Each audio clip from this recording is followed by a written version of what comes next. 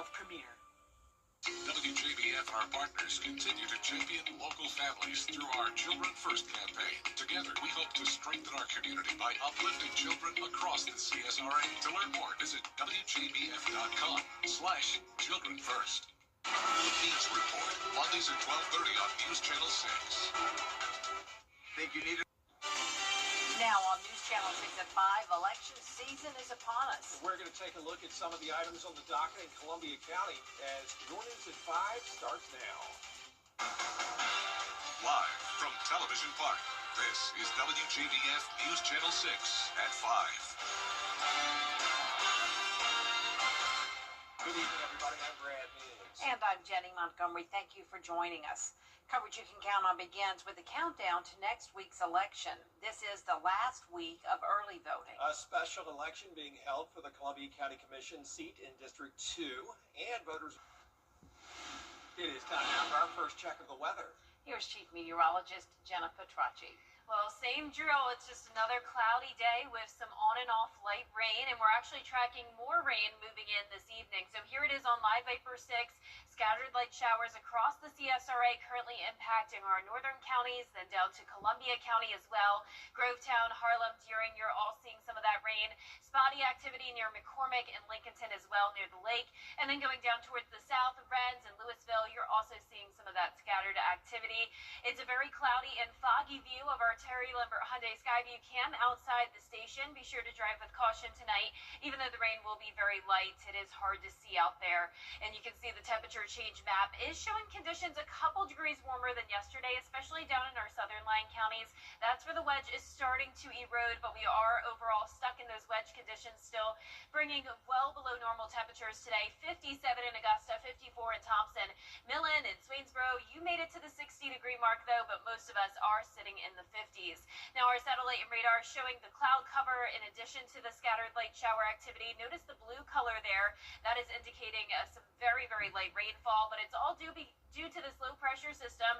Once this cold front passes us, we will have clearing skies tomorrow with some really nice sunshine to look forward to. But it's also very breezy. Winds coming out of the south, sustained up to around 8 miles per hour, and the winds are gusting up to around 20 now, 19-mile-per-hour gusts in Swainsboro. So for the rest of your Wednesday evening, we're going to stay in the 50s with the showers continuing through 9 o'clock, and then looking ahead, clearing conditions tomorrow, warming up into the lower 60s.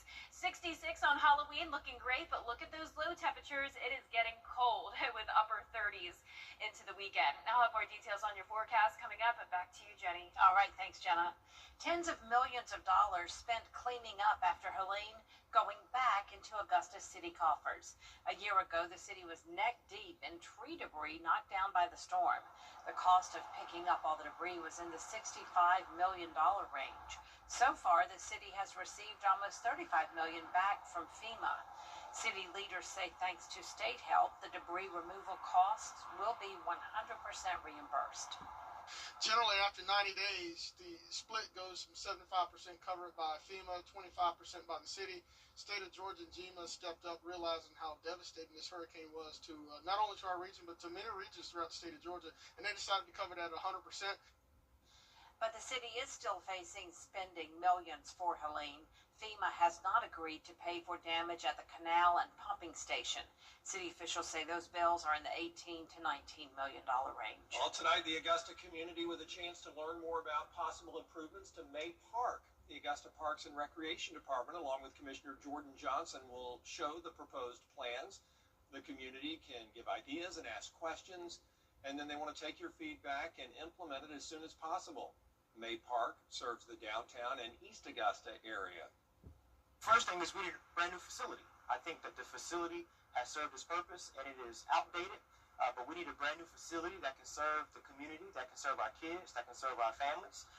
The bathrooms need upgrades. There can be upgrades to some of our ball fields, walking tracks, and things of that nature. I think right now it's just a good opportunity for us to come together and decide what that looks like for our community. Tonight's meeting is from 6 until 8 p.m. at May Park on 4th Street. We have a full report for you on News Channel 6 and 11.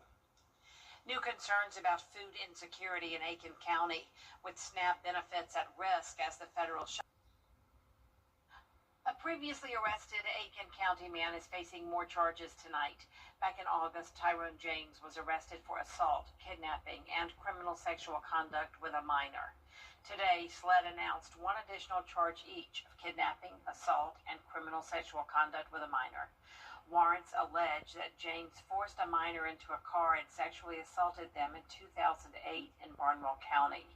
James is being held in the Aiken County Detention Center. Well, South Carolina does have special protocols in place to make sure sex offenders are far away from children on Halloween.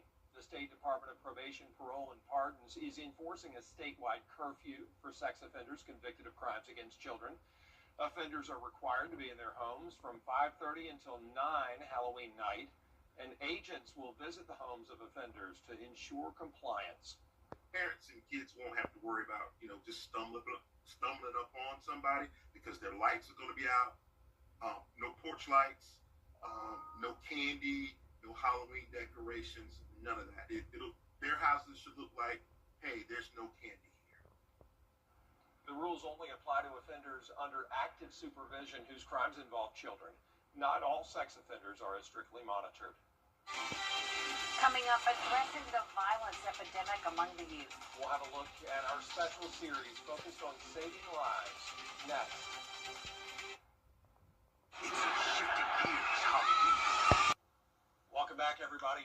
Homicide is the third leading cause of death for young people. It is the leading cause of death for African American youth.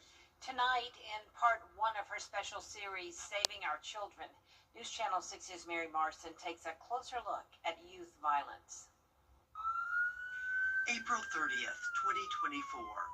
A shooting in Augusta's Cedarwood Apartments leaves 14-year-old Anthony Harrison dead. His accused killer, Darion Tanksley, age 15. I remember very much going to that young man's funeral and being so frustrated that all we focus our resources on is the response to these crimes. Why don't we do more to stop them from ever happening in the first place? The problem of youth violence isn't new. Here's Reverend Dr. Larry Fryer speaking at the Georgia Legislature in 2014. Where our children need help. Our children are fighting each other. They are fighting us. They are dying at our feet. Do you think anything's changed in 11 years? No, matter of fact, it has worsened. And since the time I did this speech in the Capitol in Atlanta. In Richmond County, from 2021 until now, 17 homicides were committed by youth 17 and under. Add in assault, rape, robbery, and other lesser crimes for a total of more than 6,800 cases. They are dying in the homes, shot in the schools, issues in the church, especially in the community where they go each and every day. Dr. Fryer, frustrated by the senseless violence plaguing our youth, asked if I'd be willing to host a summit here at News Channel 6. We invited 12 people. A dozen people came. The mayor, district attorney, and juvenile court judge were there, along with representatives from law enforcement, local nonprofits, educators, and clergy. Each brought to the table a different perspective on juvenile crime, its causes, and possible solutions, and all agreed it starts in the home. The parents, I think, first, then it's going to take our government to support these parents. It's going to take our school system. It's going to take our churches. But it must begin there at the home, and then it spreads abroad. Judge Willie Saunders presides over juvenile court in Augusta. We understand that children are children, and children may make mistakes. Saunders points out that brains don't fully mature until around age 25. And a lot of things are done on impulse. And the consequences can be life-altering. The road can be hard. It's hard coming off and trying to reestablish yourself after you've been convicted of an armed robbery, even though it may have been at age 14. Easy access to guns makes the problem worse. Sheriff Gino Brantley says some kids just walk by cars and pull on the handle in search of weapons. And when we don't safe keep those weapons as we should. We don't lock them in our cars when we get out. We don't take them in the house. District Attorney Jared Williams recalls a case he prosecuted in Athens, Georgia. Williams says two groups of kids were at odds and saw on social media that one group was in downtown Athens. The DA says Pharaoh Williams shot into the crowd. 7 people were hurt, none seriously. But the severity of the crime meant someone had to be punished. But what those kids didn't know in that moment is that what they were trying to do was gain respect, and what they did instead was gain 140 years of prison exposure. 20 years for every one of those shots. Williams, who pleaded guilty, was sentenced to 20 years in prison, followed by 20 years probation. Cost of youth violence in Georgia alone is enormous. According to the CDC, it soared to $122 billion in 2020. Some communities are now looking to spend more money on prevention. Next time on Saving Our Children, you'll meet an Arkansas judge whose town came together to combat youth violence. The judge says the results are amazing. Mary Morrison, WJBF News Channel 6. Children First on WJBF News Channel 6 is sponsored by Bridgestone, solutions for your journey. This message is for Gift card. Now, your most accurate forecast with WJBF Live Viper 6. Welcome back. I hope you're staying warm and dry out there. This is now the 3rd or 4th day in a row even of us having this cloudy and wet weather. You can see here on Live Viper 6 that we do have the scattered light showers moving across the CSRA from the west. So it's not widespread rain, nothing heavy, no thunderstorms, but we are seeing these light downpours from McCormick County down to Richmond, right around downtown Augusta now, Martinez and Evans. You're seeing that steady rainfall, and then over towards Hancock County as well. But looking at our Terry Lambert Hyundai Skyview Cam, very overcast skies with foggy conditions for everyone. Visibility is poor, down to 8 miles, and we have a southeast breeze of 7 miles per hour, temperatures in the 50s. You can see we're still stuck in that wedge today, so we have the battle of the warm air versus the cooler air, and for us it's this cooler air coming in thanks to high pressure to our north and the warm front still to our south. You can see the temperature difference between South Georgia and North Georgia in the upstate. We're down up to 71 now in Valdosta, but still in the 50s across the majority of the CSRA. We do have a few of our cities topping off in the lower 60s now, 63 in Swainsboro, 61 in Millen, and 62 in Sylvania, but definitely below average for everyone. The winds are also pretty gusty, up to around 20 miles per hour, coming in from the southeast for the most part. And you can see that warm front across the area with a cold front pushing through as well. And then as this low pressure system continues to move out, we will have clearing conditions for tomorrow. So Halloween with a Heart forecast at Columbia County Exhibition Center looks awesome for tomorrow. Be sure to come out and you'll see me there. We'll be in the low 40s at 8 a.m. and then we'll be getting into the low 60s by the time the event is wrapping up. And it's going to be a chilly night tomorrow night for sure, as we're falling all the way down to 48 degrees by the 10 o'clock hour, 46 by 11 o'clock. And then for that Halloween forecast, which it's now just 2 days away, you can see it is going to be chilly then as well. One of the coolest Halloweens we've had over the past 15 years. 66 will be our high. It will be a beautiful sunny day at least though, but be sure the kids are dressing very warm when they're out trick-or-treating because notice by 9 o'clock Halloween night we will already be falling into the 40s, similar to how it's going to be on tonight as well. And then you can see Thursday night 43, 39 for Friday, and then 37 for Saturday morning, well below average by around 10 degrees. So definitely get ready for that cold air and get ready for the gusty winds tonight as well, up to around 30 miles per hour possible as that cold front pushes through. Then we're still going to see some lingering wind gusts into tomorrow as well, still up to around 25, maybe a 30 mile per hour wind gust here and there, and then the winds will settle down on Friday. Now, our future cast tonight at 6 p.m. showing those scattered showers continuing to move through. There's 8 o'clock tonight. Really not expecting as much heavy rain as what this model is showing, and you can see it ends pretty fast by around 11. Halloween, completely clear skies. We're going to have high pressure overhead going into our weekend, but then some changes as we go into the latter half of the weekend. We're expecting this low pressure system to move in from the Gulf, bringing rounds of rain Sunday night into even Tuesday possibly. So it does look like Monday could be a pretty wet day. One of our models is showing a pretty significant amount of rainfall. Now this is not a guarantee, it's a changing forecast, But if we did get this much rain, that would definitely be beneficial since we are still under that severe drought. The 10-day forecast is showing sunshine though Friday and Saturday, with those rain chances up to 40% on Monday. A few showers into Tuesday as well, with temperatures in the low 70s most of next week. All right, Jenna, thanks. Up next, an extreme case of lost and found. How a man found and returned someone's property more than 1,000 miles away. After the break. Only one. A man posting pictures of the surfboard he found down in New Zealand. He says he found it covered in all sorts of barnacles and mussels while he was out kite surfing recently. The shape of the board told him it was for big waves, so it probably didn't belong to anybody local. The waves aren't that big there. So he posted pictures of it, and the owner eventually reached out. The owner says he lost that board last May, 1,500 miles away. It somehow made it to that part of New Zealand, and the family's going to go there and pick it up. Well, that's pretty cool. Yeah, happy ending there, for sure. That's it for this half hour, but we do have more coverage coming up at 5:30. Including the tension growing in D.C. as we hit day 29 of the shutdown. Getting close to being the longest one ever. A closer look next at 5:30. It's a trap. YouTube TV. The Live 5 or 6 Skyview Network, sponsored by Terry Lambert Hyundai. Live from Television Park.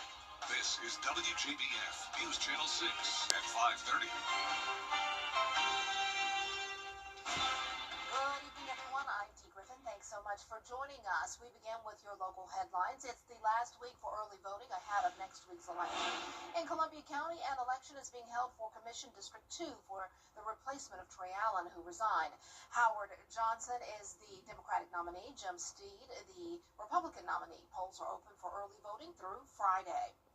New concerns about food insecurity in Aiken County with SNAP benefits at risk as the federal government shutdown continues. One local nonprofit is taking action. The Area Churches Together Serving, or ACTS, is stocking up on food and working with local partners to fill the gap. ACTS is open Monday through Friday, 11 a.m. until 3 p.m. Tens of millions of dollars spent cleaning up after Hurricane Helene and Augusta are going back into city coffers. The cost of picking up all the debris is in the $65 million range. So far, the city has received almost $35 million back from FEMA. City leaders say thanks to state help, the debris removal cost will be 100% reimbursed. Well, breaking news in Illinois, jury has found former Sheriff And it's time now for a check of our weather with chief meteorologist Jenna Petracci, and it's still churning out there. I can see on your radar. Yeah, so it has now downgraded to a Category 1, which is great news. And you can see there's Jamaica all the way down there. So this is now to the north of Cuba. It made landfall in Cuba earlier today, and now it's over the southern Bahamas. Luckily, it is not going to be impacting Nassau, at least the center of the storm. And the winds are now down to 90 miles per hour. So here's the latest track of Melissa. There's Nassau in the northern Bahamas up there, and it's going to continue to stay out to sea and moving just towards Bermuda as it continues to weaken out there in the Atlantic. Now, our Terry Lambert Hyundai Skyview cam showing a very cloudy and foggy view here in Augusta. We do have that drizzle and mist coming down, and even some a steadier light shower is moving in as well. Now, it's a couple degrees warmer than it was yesterday. That wedge is starting to erode slowly but surely, but you can see temperatures are now almost 10 degrees warmer in Swainsboro, pushing us into the 60s, but the majority of the CSRA is still in the 50s, 57 in Augusta, 54 in Aiken. There's the scattered showers here on satellite and radar, so mostly just that light rainfall due to this low pressure system moving in, and once it clears out, we will be back to sunshine on Halloween. But it's breezy today as well. Winds coming out of the southeast, only up to around 10 miles per hour sustained. Gusts up to around 15 to 20. And for the rest of the evening, it's going to stay cloudy. Temperatures about the same with the showers. And coming up, we'll be talking about your Halloween forecast. So stay with us. But back to you, Dee. Thanks so much. We'll see you in a few minutes. The tension continues to grow in Washington as we hit day 29 of the shutdown as we quickly to new fallout surrounding the gambling scandal in the NBA. College sports now having to rethink its own rules on betting. The NCAA has announced it will delay a new rule. Coming up, the New York City Marathon is this weekend, and one runner plans to defy all odds in and she's trending next. The rain will finally end tonight, and tomorrow we'll have clearing skies with breezy winds and with lots of sunshine expected for Halloween. And another chance of rain as we go into the first week of November. All those details after what's trending. David Muir, the most watched newscast in America. And now, ABC's World News Tonight has won the Emmy for Best Live News Program for the third year in a row. It's not even November yet. Xfinity. Xfinity. Imagine that.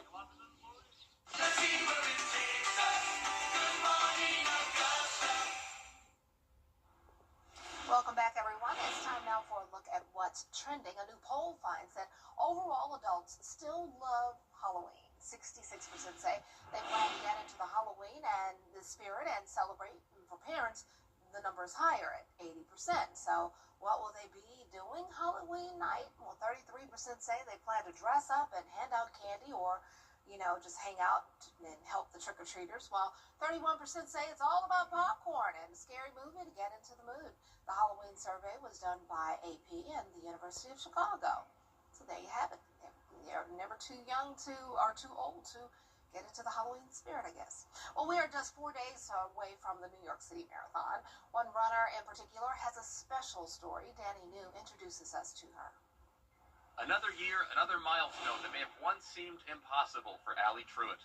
I flew to Turks and Caicos with a 5-year plan for my life. I left on a medical evacuation plane, not sure if I was going to survive. The 25-year-old swimmer is preparing to run the New York City Marathon this weekend, only 2 years removed from surviving a shark attack. You may remember our story with her last year after the Connecticut native punched her ticket to the Paralympics. She would eventually win 2 silver medals swimming for Team USA. But in May of 2023, just 2 days after receiving her diploma from Yale, Allie took a trip to Turks and Caicos with her friend Sophie, and suddenly, while they were snorkeling, she caught a glimpse of a shark. Pretty quickly, it had my leg in its mouth, and the next thing I knew, it had bitten my foot and part of my leg off.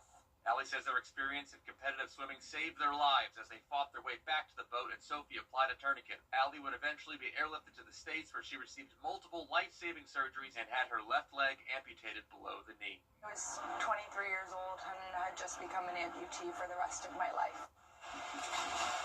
And yet, even after experiencing so much trauma, Allie still wanted to get back in the water. And this Sunday, she's getting ready to now conquer land. There's a lot of things like hills without an ankle are a new thing to learn to navigate, and I'm doing a lot of strength training to make sure my right leg is really strong to kind of assume some of that pressure. In fact, Allie also started her own nonprofit called Stronger Than You Think, with 3 main focuses: water safety skills, the Paralympics, and raising money to provide prosthetics to those in need. It is a message of it feels like your life is over, and if you can get your mind around it and use the support around you or whatever is working for you, there is a full and beautiful life ahead. What an inspiration. Amazing. Good for her. We'll definitely be cheering her on while we watch on the internet. Wow. Well, don't go away. We are watching the weather as well because Halloween is approaching, and we're going to see if any sunshine's approaching with it. Oh, look, there's a ghost. Yeah, and the pumpkin. Jenna has your, and look, are those kids down there? I don't know. But Jenna has your full forecast coming up next. I was hit by a drunk driver. Closed captioning on News Channel 6 is sponsored by Hearing Associates of South Carolina. The News Channel 6 mobile app is now even better. Download it today. Now, your most accurate forecast with WJBF Live Viper 6. Welcome back. It's been another misty day with cloudy skies, and you can see we haven't picked up a whole lot of rainfall, but trace amounts across the majority of the CSRA. And right now on Live Viper 6, we do have these scattered light rain showers in certain parts of our area. So these are slightly heavier downpours, you could say, at least picking up on more rain than the drizzle and mist like we had earlier. That's happening around Martinez, North Augusta, Burnett Town, up towards towards Edgefield and Saluda. Wilkes County also seeing a decent bit of shower activity, but down in Emmanuel County, it's still very cloudy overall, but we're seeing at least a glimpse of some sunshine trying to peek through there on our Terry Lambert Hyundai Skyview cam. We're sitting at 57 degrees, well below normal once again today. Southeast winds and dew points pretty much matching our temperatures in the 50s. We're still in this wedge setup, so we have the chilly air coming in thanks to high pressure to our north, driving in that northeast wind. If the warm front was just a little bit further towards the north, we could even be seeing 70s today like they are down in South Georgia. But of course, here in the CSRA, that's not the case. Some of us down in Emmanuel County, Jenkins, Grevin topping off at around 60 today, but Valdosta 71, 54 in Atlanta, 51 in Athens. So most of the two-state is in the 50s. The two-state wind gusts also showing some breezy conditions, and you can see different directions that the winds are coming in. We have that northeast wind for the upstate, but then more of a westerly wind with gusts up to around 30 miles per hour there in southwestern Georgia. So it's all because of this low pressure system that's making its way through the two-state. Once this cold front and area of low pressure clears out, we will have nice sunny skies for Halloween. Still partly cloudy tomorrow with Halloween with a heart, but at least it will be a dry day. Just dress warm if you're going out there with the kiddos. 61 still by 2 p.m., so not warming up a whole lot. Now for your Halloween forecast, which is now just 2 days away, things are overall looking pretty good, but keep in mind that it will be around 10 degrees cooler than it typically is on Halloween. So that means extra layers with the kids' costumes. 39 will be the low going into our Saturday morning, and we're actually watching for the possibility of frost for the first time this year. Friday night, or Saturday morning that is, and then Sunday morning, 37 especially. That'll be the day to watch primarily on Saturday. And then you can see the winds are also going to be gusty over the next couple of days, but the winds will settle down by the weekend, and when we have calm winds, that's what helps to allow that frost to form. But in the meantime, as those scattered showers push through tonight, gusts up to 30 miles per hour possible. Still breezy throughout the day tomorrow as well, gusts up to around 25. And then as we look ahead here to the next couple of days on our future cast, we're going to see the scattered showers move through tonight, ending pretty fast. This model picking up on some heavier rain. I really don't think we'll see much of that, but you can see overnight will start to clear. High pressure taking over for Halloween. Just a beautiful day, but then a low pressure system will form down in the Gulf, and this could bring us another chance of rain as we go into Sunday night, and especially by Monday, possibly even lingering into Tuesday, bringing us more beneficial rainfall. Keep in mind, this is not a guarantee. It is a changing forecast, but if we did see that much rain, we could have some minor flooding concerns, but overall that rain would definitely help take care of the drought. So tracking the rain chances early next week. The rest of the week is going to be sunny with slightly below normal temperatures. Yeah, I'm trying not to complain about the rain because we need it. We do. It's time. All right. Thanks so much. Coming up next, Women to Watch. We spoke with Dawn Valici, a clinical yoga therapist and health educator, to find out why she takes on so many responsibilities and helps so many people. The story after the break. Here's what makes us the car wreck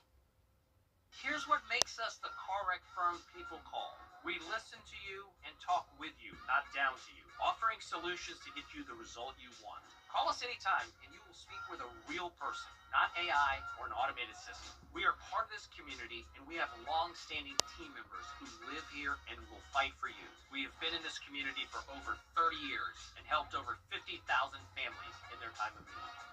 So if you've been in a car wreck, call the Mike Costello Law Firm today.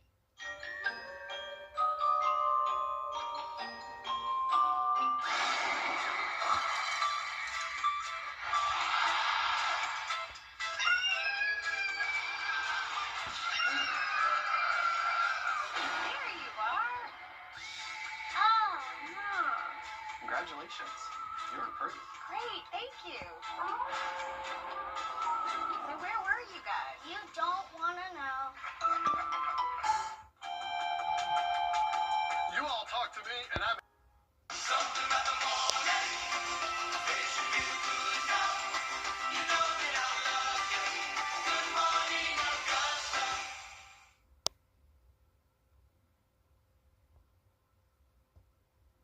Back, everyone. It's time to recognize the newest honoree of our Women to Watch Award. This month's winner is using her passion for the purpose of helping others become better versions of themselves.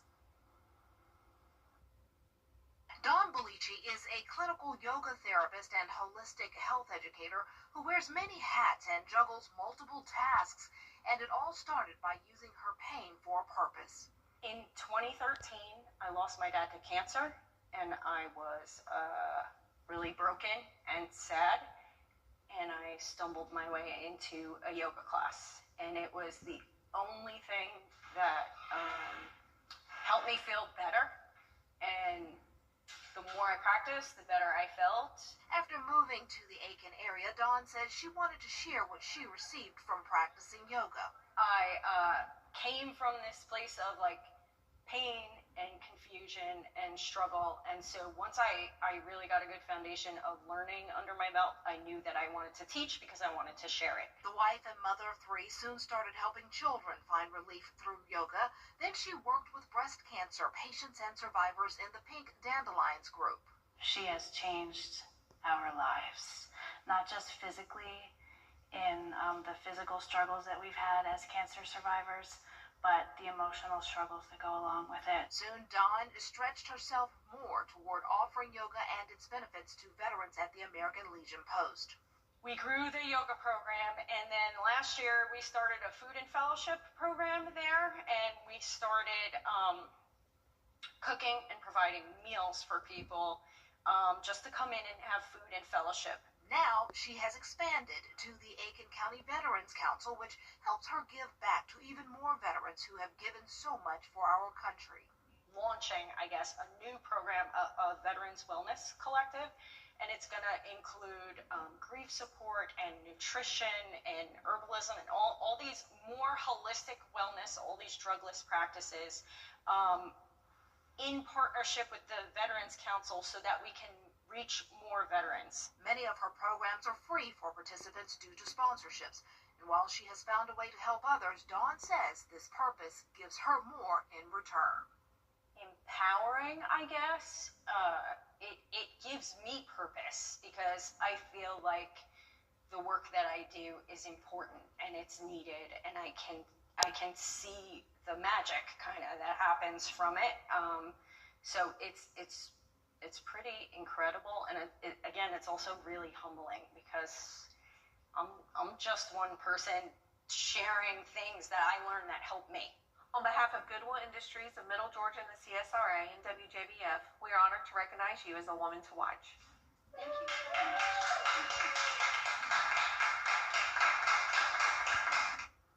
And congratulations, I have a link to her website. Just go to our website, WJBF.com. And while you're there, if you know a woman who you would like to nominate to be our next women to watch, head to WJBF.com. News Channel 6 at 6 is next.